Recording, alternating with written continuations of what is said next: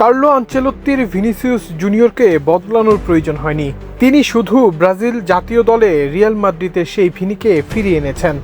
আনচেলত্তির আগে ব্রাজিলের হয়ে ৩৯ ম্যাচে ভিনিসিয়াসের ছিল মাত্র ১১ গোলে অবদান, কিন্তু আনচেলত্তির অধীনে মাত্র ১২ ম্যাচেই তিনি ৯ গোল অবদান রেখেছেন। পরিসংখ্যানই বলে দেয় তার কার্যকারিতা কতটা বেড়েছে। ২০২৬ বিশ্বকাপে ভিনি ব্রাজিলের সবচেয়ে বড় আক্রমণাত্মক অস্ত্র। তিনি মরক্কোর বিপক্ষে গোল করেছেন, হাইতির বিপক্ষে গোল করেছেন, ১ গোল ও ১ অ্যাসিস্ট, আর স্কটল্যান্ডের বিপক্ষে জোড়া গোল করে দলকে জয় এনে দিয়েছেন। ফলাফল ৩টি গ্রুপ ম্যাচে ৪ গোল।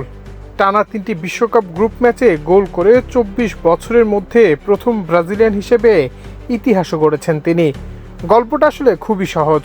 রিয়াল মাদ্রিদে যেমন আনচেলত্তি ভিনিসিয়াসকে বিশ্বাস করেছিলেন, তেমনি ব্রাজিল দলকেও এখন তিনি গড়ে তুলেছেন ভিনিকে কেন্দ্র করে, আর সেই বিশ্বাসের প্রতিদান দিচ্ছেন ভিনিসিয়াস জুনিয়র।